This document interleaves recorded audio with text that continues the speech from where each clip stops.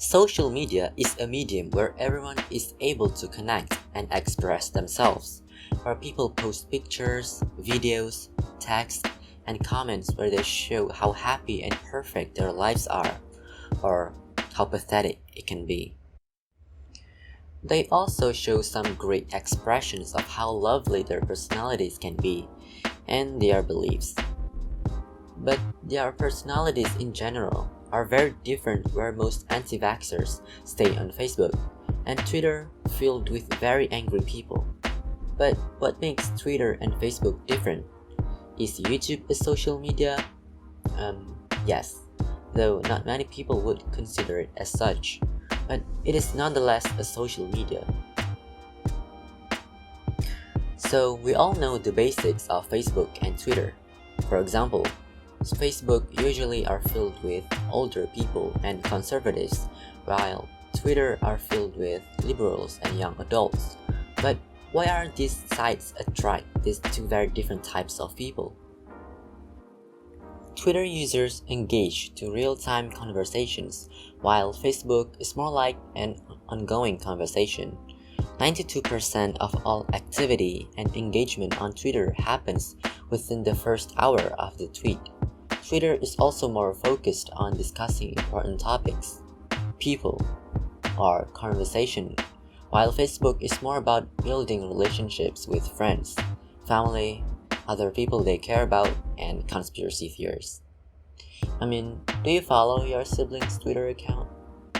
Yeah, sometimes we do make some friends on Twitter, but not as much. Most of my time on Twitter spent on having conversations with strangers or expressing my precious feelings.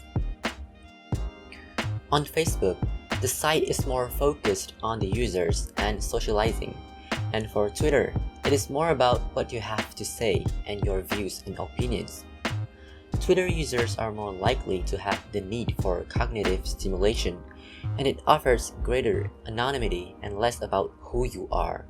Moreover, information on Facebook are usually obtained socially by asking others, whereas on Twitter, it is more cognitively based and gained by reading source material, usually about politics or academic. Though this might be different for the younger generations, especially high schoolers. Instagram, on the other hand, is used to share pictures and videos, and it's populated with hot and privileged people. Most users on Instagram are teens, and they idolize influencers who are attractive, financially stable, and they want to be like them. They want to look happy, and they compare their lives to others. Almost all my friends on Instagram look so stable financially, and they're always going out, eating at a fancy restaurant, or going somewhere on an adventure or camping or something. Yeah, I know, your life is better than me. But I also have this one friend where he would always take selfies and care so much about his online personality, while many people in real life find him annoying. Why care so much about people who barely know about you and forgetting people who are always around you? It's so weird, and he's pretty narcissistic. I find it absurd to show your happiness to strangers to validate how you feel. It doesn't have to be that way, and I thought that this is just something that happens rarely, or something that is exaggerated in the movies, but it's happening to one of my friends. But we still love him though, even when he's being annoying. A study showed that extroverted people, emotionally unstable people, and people who are open to new experiences use social media more often. During the early days of the internet, where people used chat rooms and were anonymous, introverts were more likely to use the social services like the chat rooms. But now, where people can just show their physical appearances with little to no anonymity, it is no surprise that those would attract extroverted people to social media. People with emotional instability may use social media to strengthen feelings about themselves by reaching out to others. The possible explanation for emotionally unstable people is that anxious and nervous people are associated with loneliness, where they seek support and company using social media. and is different from offline interactions where people are expected to reply almost immediately. On chat rooms, they can just wait for a little longer to reply, and this is helpful for anxious people. People who are more open to new experiences like social media is pretty self-explanatory. Older people who are more open are more willing to use social media than their less open counterparts. While for YouTube, it's a bit different because the content and genres on YouTube is huge. There are a plethora of genres to choose from where you can find almost everything you can think of that doesn't violate the YouTube guidelines. Though most of the content on YouTube is gaming or vlogs or beauty gurus or something. But I don't think these people would spend all their days watching YouTube. For example, people who are watching these beauty gurus wouldn't spend all days watching makeup tutorials. They would try it on themselves eventually and post it on social media. So they're more inclined to Instagram or Twitter, I think. But most of the people that I met that like to use YouTube are less likely to use social media, and they have the same personality like I do. It's pretty fascinating. One of my friends, who is the closest people to ever come close to my personality, watches YouTube. She even watches the same thing I do, like those unsolved mysteries.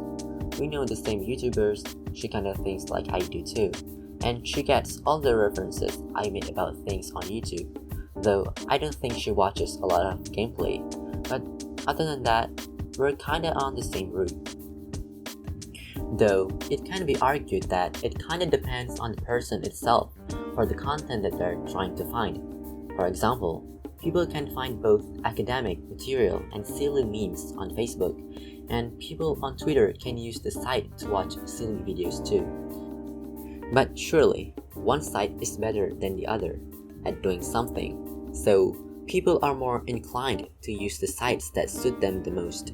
Other factors would be societal expectations or peer pressure, where most Twitter users would look down upon people who use Facebook, and Facebook users would see people on Twitter as devil worshippers.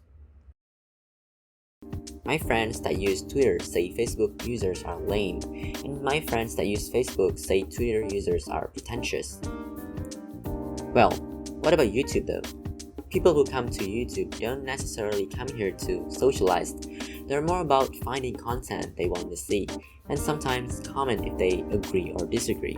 They can come from Facebook users or Twitter users, and they would come and go. They are prone to cognitive bias because they find the things that would support their beliefs, hence the conspiracy channels where they think lizards rule the world, and social justice warriors who get mad about the littlest things, though I don't know if this kind of channel exists. But other than these categories, there are others who come to stay. So I think the people that are most likely to use YouTube for most of their days are gamers, other than music enthusiasts. At least that's what I think. I mean, one of the most subscribed channel is PewDiePie, and this kids show or something. But high subscribers doesn't mean high watch time. So number of subscribers doesn't mean everything.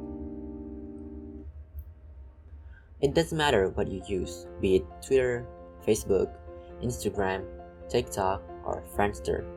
You can use whatever you want as long as it doesn't impact your personality development, as we all know what social media has in common: addiction, increase in depression and anxiety, unreal standards for appearance, culture of popularity, and promoting of seeking behavior. We just have to be kind to each other and not let this petty stuff take over our lives. Don't let the social media change who you are and your beliefs. Your personality is important. Don't let them take that away from you.